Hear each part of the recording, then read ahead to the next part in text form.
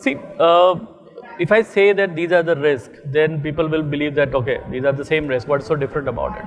But if you see, let's go a step back. What is changing in digital transformation?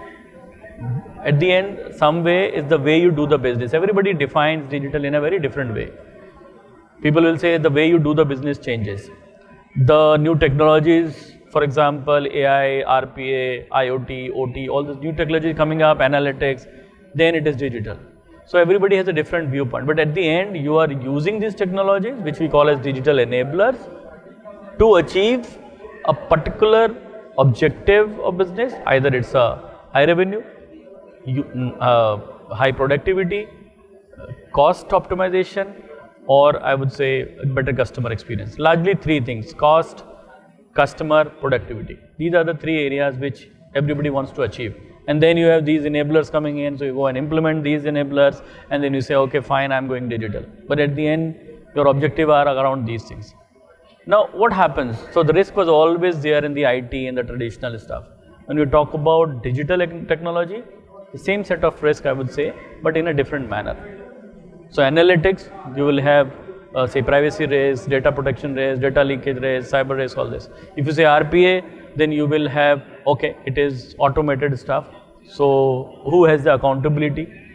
How much should I rely? How much of calibration that needs to be done in terms of RV? Or slightly, I'll move from normal automation to intelligent automation, you call it artificial intelligence, but then it is a self-learning type of stuff.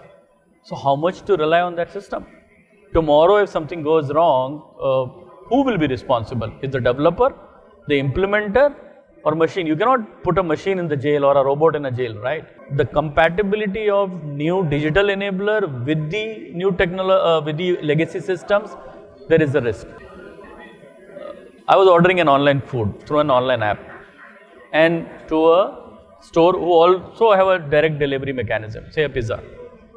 Now, when the pizza didn't get delivered for an hour, I was wondering why they have not delivered. So I called up the mobile app provider. He said, why? He said, I don't know, we have passed on the information. When I called the pizza provider, I said, why are you not, what happened? He said, we are not able to locate your address. It's only the flat number and the first part of your apartment.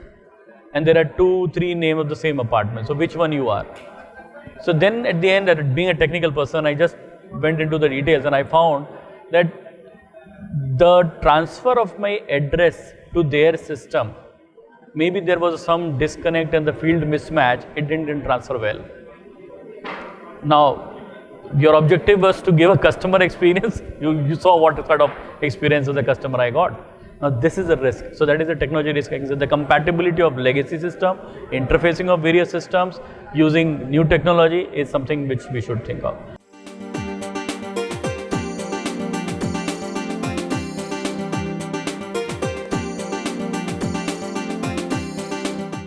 Two things are important. One is what you are handing over or taking over from the bank side. So if I have developed an app which is go and plug with the API which the bank has given to me.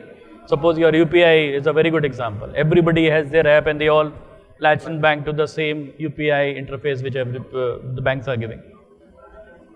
Where is the accountability? How I am capturing and transferring the data is critical. That architecture is important, because if something goes wrong, it has to be very clearly identified where it is going wrong, who is responsible, whether it's the app guy, the wallet guy, suppose if the wallet is the one who is also providing UPI, or is the bank's responsibility, because that integration is very critical for us. Now if you see here, one is the security risk, compatibility, open API issue coming into picture, and the customer experience. All three are getting together in this. One of the questions which was asked in one of the forums also, which is saying that the moment I install the app, I put my mobile number, it authenticates, and then when I give my mobile number, based on my mobile number, the bank whichever I select, it fetches the account for me. How secure or it is, or from a privacy point of view also? Anybody can do that, no? So you might have tried that. If you put your mobile, based on a mobile number, if you say a particular bank, whether it's SBI, ICI, HDFC or any bank, the moment you select, if you have a bank account in that bank, it will give you the last 4 digits with XXX mask and all that, correct? Don't you feel comfortable or uncomfortable with that, but there was a guy who asked me this, I am not, there's a security breach. Just giving my mobile number, they allowed it. Now this is very interesting part. Now if as a customer, suppose I was doing a genuine transaction, has bank taken that permission that when a mobile request number came, I'll throw your bank account last 4 digit? The privacy aspect on those sides. This is again an open API, open bank doesn't know who is asking for it. Anybody can install that. API is once and for designed for it. The second part here is, but then the counteraction to this is, it doesn't end there. It will then, the moment say, okay, this is the account which I am referring to, it will ask your OTP, no, it will ask your ATM pin and the debit card number. So there is another level of authentication which is coming. So in order to compromise your account in my handset or wallet, all this needs to be matched. So it's still secure, that's the way I will call it. Because the moment I have started, it is assumed that mobile is with me.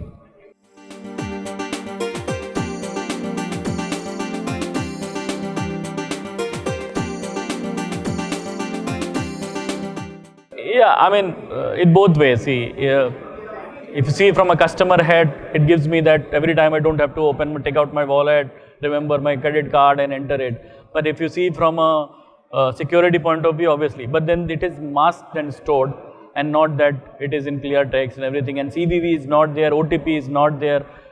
But still, if it is compromised with some guess or something, my simple thing is, when you give your credit card on the counter, he can do anything of your credit card. You trust that he is only swiping it. If he really wants to capture your credit card number, what's stopping him to just forget that? Some of the credit card slip which you get, the merchant copy, they have the entire credit card number. So even if you store it or not store it, that can be captured there. Good is that we have OTP, we have those CVV. Now when you give across the counter, it's hardly take few seconds to note a CVV. I think that is more dangerous than keeping it online.